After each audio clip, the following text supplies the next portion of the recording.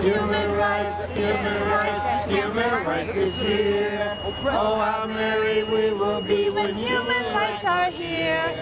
We're here on for International Human Rights Day. We're a few days late because this day worked out better. But we're here for jobs.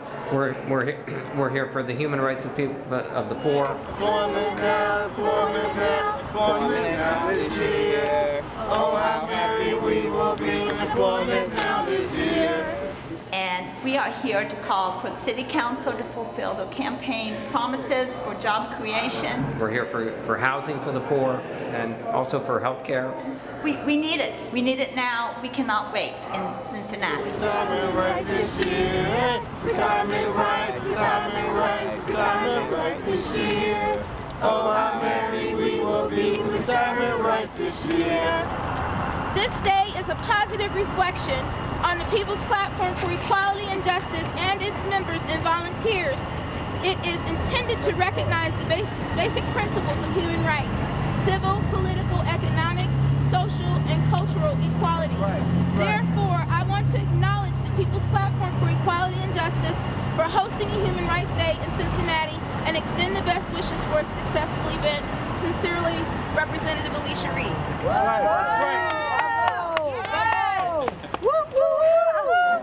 We are calling for a livable wage jobs program for inner city residents of Cincinnati, especially for employment for the over the Rhine community and the West End, where unemployment right now is approximately 40% of the population for African American men between the ages of 20 and 30.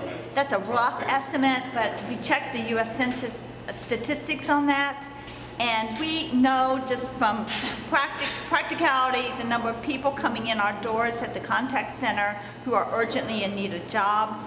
We want a jobs creation program that will prioritize livable wage jobs for women, minorities, and those who are ex-offenders, so that they have the opportunity for a decent paying job in the inner city. From the city of Cincinnati,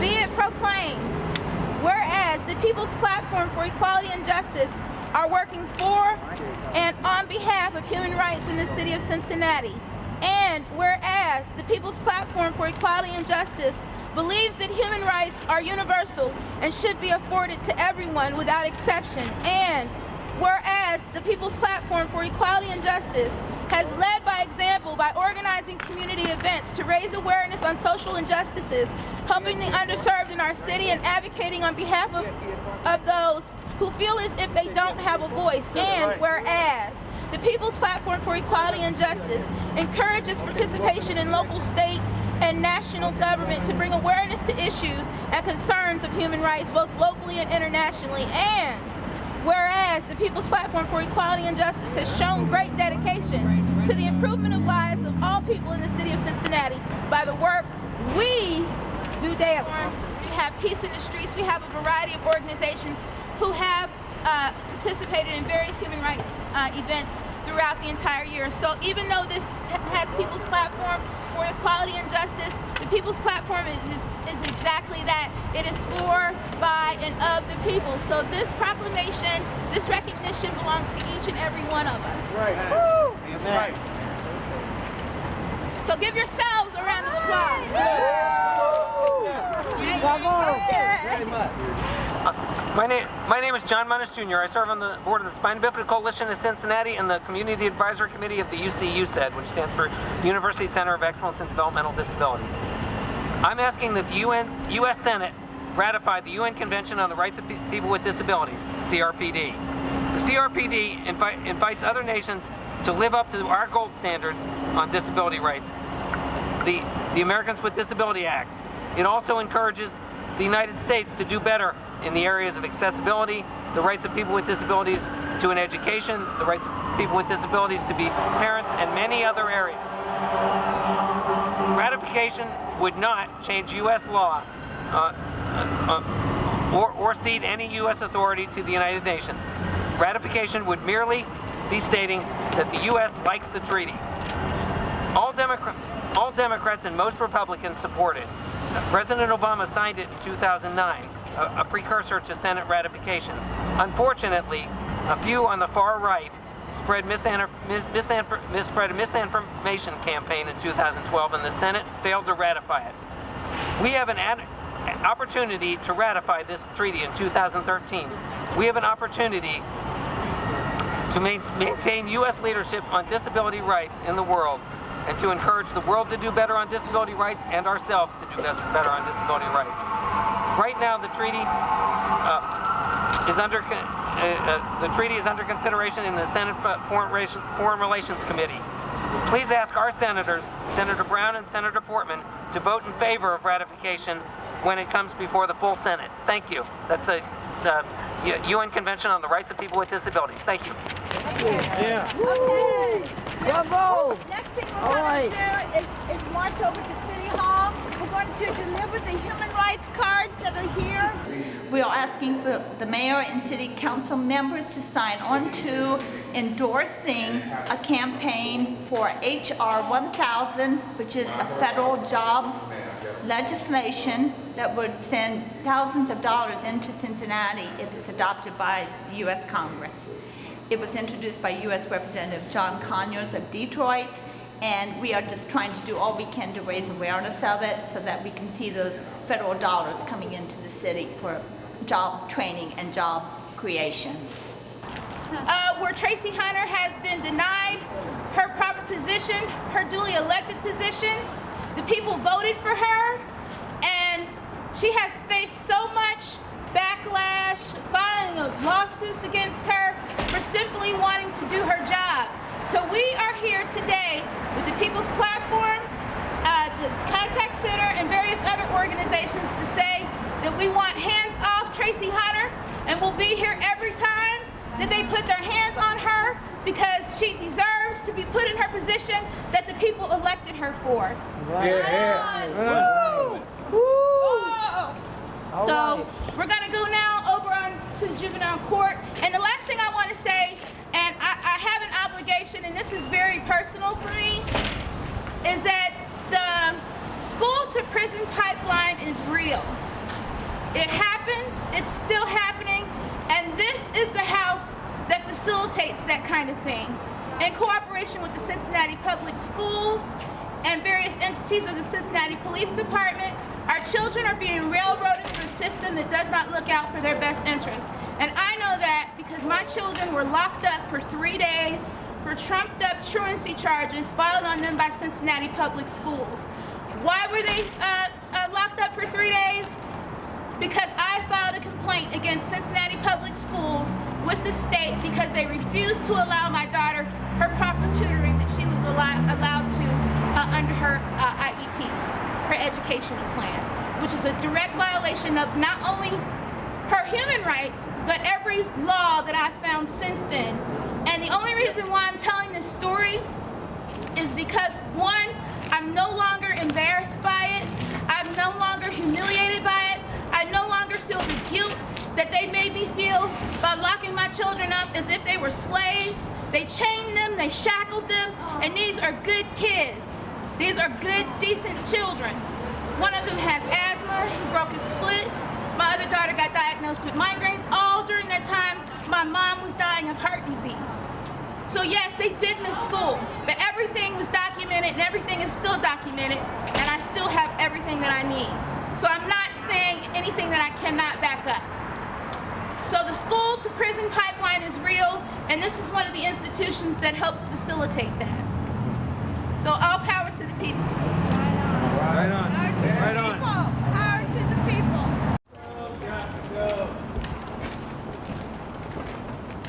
Thank you, ladies. Property used to be what some homeless people call home. They've been pushed off of what's supposed to be public property and have no other place to go. That's right. It's bad enough to be out in the elements. It's bad enough to not have 4 walls and a roof over your head. But when you find some place where you can at least feel safe, where you can feel some camaraderie with people who are struggling just like you are, it should be maintained. This is supposed to be a public property. This is supposed to belong to the people. That's right. And to punish people for being economically challenged, I hate the word poor, for being economically challenged, for not having a place to live, to turn around and treat them like criminals is completely unacceptable. That's right. That's right. It's completely unacceptable, and it's definitely a violation of human rights. Yes, it is. Yes, it is. So here we have a struggle.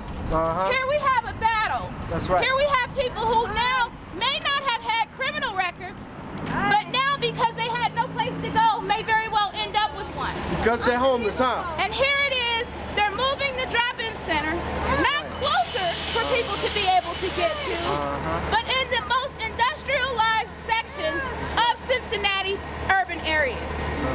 Down by the railroad tracks. Out of sight, out of mind. Out of sight, out of mind. The courthouse belongs to people who have a home and people who do not have a home. This is our property, and we must give it back to the people. Give it back to the people. That's right. My name is Sonny Williams. I'm formerly homeless. I lived on the street. I slept in abandoned buildings in the wintertime. I almost froze to death. And Buddy Gray and the people dropped us there to save my life. And they accepted me into the homeless coalition. I mean, the homeless dormitory. People who are homeless. I spent a week or two there. It kept me from dying on the street. And now they're trying to say being homeless is illegal. There's no law that criminalizes the homeless. Homelessness is not a crime. And for them to try to portray like being homeless is illegal, you know, it's just a bunch of bullshit. Another thing, me and my family witnessed somebody who was panhandling Shell station on Ohio Avenue. They were telling him that panhandling is illegal in Cincinnati. You know, a druggy man held him without reason in the Shell station, criticized him for panhandling, lied to him and told him panhandling is illegal in Cincinnati. It's not passive panhandling, it's not illegal in Cincinnati, because we looked at the federal courts down in the 6th District Court and proved that panhandling was not illegal in Cincinnati. So people were lying to people, harassing them, held him against his will, told him, don't speak or I'll have you arrested for trespassing. You know, that's at the Ohio Shell Station, Ohio Avenue Station. And my family's not going to spend a penny in that place no more because of the way they treat the homeless. Human rights for the homeless now! Human rights for the homeless now! Human rights for the homeless now! Human rights for the homeless now! What do we want? Justice. When do we want it? Now. What do we want? Justice. When do we want it? Now. The top part was full. Another speaker here. I just want to say that I've talked to a lot of brothers and sisters that has been incarcerated starting here as young as 18. My brother was one of the victims. He was 18 years old, just turned 18, first-time offender. The only thing that he did, it was self-defense. A group of 5 men had charged towards him and some of our family, and he shot a weapon with blank bullets into the air. They tried to charge him with 99 years for that. They dropped it down to 44 years, and then they forced us to take a plea bargain of 20 years. They said if we didn't take 20 years, that he would serve 44 plus years, and they would max him out with everything that they had it in him. Our lawyer sold us out. We only had 20, maybe 30 minutes to decide whether or not he was going to go to court for it, if he was going to take it to trial, or if he was going to plead out 20 years. During that time, my family and I was very illiterate to a lot of things that goes on behind these doors. I didn't know, and my family didn't know, that him pleading out would mean there would be a lot of repercussions behind that. Thus far, he has served 8.5 years. He has 25 total. 20 years that he has to serve. He's in a maximum 3 security. They're saying he's a threat to himself and to society. Although no one got hurt, no one got shot, no injuries, no nothing. So I just want to say a lot of things that's going on behind here is ridiculous, and it's going to take our voices to put a stop to it. I work for Center for Respite Care. And Center for Respite Care housed 14 beds for the homeless. Sometimes the homeless will come and rest and recover and go back to being homeless. Some of them will come, they'll rest and recover, and they'll help them, the Center for Respite Care will help them find homes and help them find jobs or help them find financial income. So I just wanted to let you all know that there are places where they can go, but the hospital has to approve it. Another thing I want to share with you is they sometimes recover, they become vendors, and they sell their street vibes to help them pay their way. And then those street vibes will tell you the things that's going on out in the street. Every homeless person did not become homeless because they were addicted. Some of them is because of misfortune. So a lot of times we have to learn, treat others the way we want to be treated, because we never know when we ourselves become homeless. Thank you. We're fighting against exploitation, oppression, brutalization, degradation on behalf of, just the American system, the American government, the U.S. House of Representatives, the U.S. Senate, the U.S. Congress. We want to not so much as re-educate, but truly educate the people. When I say the people, I mean the oppressed. When you get information that from the oppressor, you'll never get the unmitigated truth, the uncompromising truth, the unflinching truth. You need the true facts, the fact that there's 146 million people living in poverty-stricken areas with low income, with dependence on with government assistance. And we're coming to the city council, to the mayor and all the council members to share with them our wishes for human rights. Absolutely. And the card basically says to city council member Sittenfeld to please support the human rights to livable wage employment. We want a job program for inner city residents that doesn't discriminate against women, minorities, and ex-offenders. We want full employment now. And we signed the card on the back. This is for us? This is your card. Thank you so much. For the council. Thank you all so much.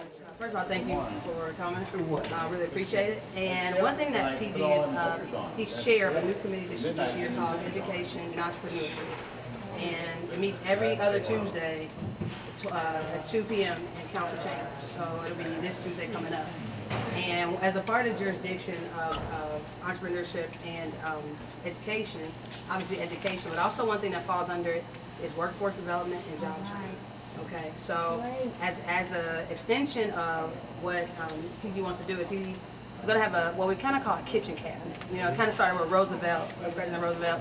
He had a kitchen cabinet where people would come into, like, you know, literally they would meet in the kitchen. It would be like some of his some of the people that worked at the White House, but he actually became some of his closest advisors. I don't know, like, you know, like the movie The Butler, has everybody seen The Butler? Where kind of they convened in the kitchen, but the president took it a step further and he actually took their advice and he called it their kitchen cabinet. So PG is establishing a kitchen cabinet. And the point of the kitchen cabinet is to welcome voices that we don't usually hear from.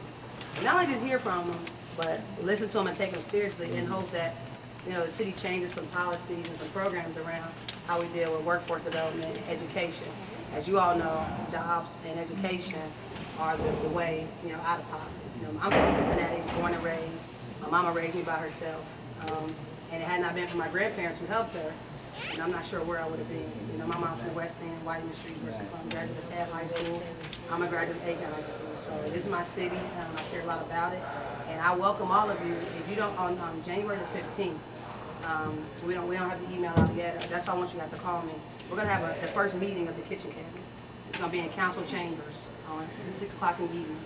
And we really want, if there's like a point of contact, somebody can email me, and I can, you know, somewhere I can have a point of contact for all of you and maybe send one of you an email and all of you, distribute it. I mean, I don't know who that would be you, but email me or give me a call because we want you here. We want you here so that we can, because we always hear from the same people every time, and that's why stuff doesn't really change. This is contact center. Okay, good. Me, and I can let everybody Okay, that's great. Thank you, Ms. Williams. I'll make sure we add that. So I appreciate all of y'all coming. Human rights is something I believe strongly in from day one. I know what it's like to, if it wasn't, some nights I would go home, we didn't have heat. Sometimes I would go home, we didn't have water. Sometimes I come home, we didn't have both. So, I'm not, I always want to make sure, I know where I come from. And if it wasn't for people who, like mentors, because my mom worked too much. She worked 3 jobs. She was always, I say, help me with my homework. She's like, girl, get out of my face. I got to go to work. But it wasn't for mentors and stuff like that. And people who took an interest in me, honest to goodness, I don't know where I would be. My mom had my oldest brother when she was 15. And so according to statistics, I'm supposed to, I wasn't supposed to graduate from college and stuff like that. So we welcome your voices. Some of you look like my mom. I'm very pleased to be my mom. So thank y'all so much for coming. Well, thanks for your valuable feedback. Thanks for your valuable feedback. Y'all time is important. It don't get lost to me that y'all came in here. And I'm sorry that PG isn't here. We just got done with the Lincoln Ware show. It says Happy Human Rights Day, December 10th. Basically, what we're saying in the card is for Councilman Silva to support human rights, to livable wage jobs. We want a jobs program in Cincinnati that offers decent wages to women, minorities, and ex-offenders. And so we wanted to present this card to the council member. If he's not here, we'll present it to you. But I will take it for him. No, thank you very much. And your name? My name is Shirley Dunham. Shirley Dunham. And I would just say that I know that he does support the livable wage. Actually, Councilman Silva was one of the first people to benefit from it because Vice Mayor David Crowell started it. He was here, and Councilmember Silva was our intern. So he was one of the first people to benefit from it. Yes, one out of 6 Americans are homeless. 20% of children in America are homeless. 57% of children are living in poverty. And we need these facts disseminated, to all who will listen. And once they understand how it pertains to them, how it's relevant to their own lives personally, as well as collectively, with their family and whatnot, I think that's when that'll open their eyes, to what's really going on. And until we can do that, we will continue to be oppressed. We will continue to be exploited. We will continue to be degraded, brutalized, dehumanized, and every other term associated with the aforementioned. And that's pretty much it. Until we can truly come together and realize the true solution, not the best solution, or a good solution, but the only solution, which is complete separation from the oppressed and the oppressor. Until we can realize that, we will continue to be under the hand and under the jurisdiction of the victimizer, the oppressor, on the land or the plantation of America.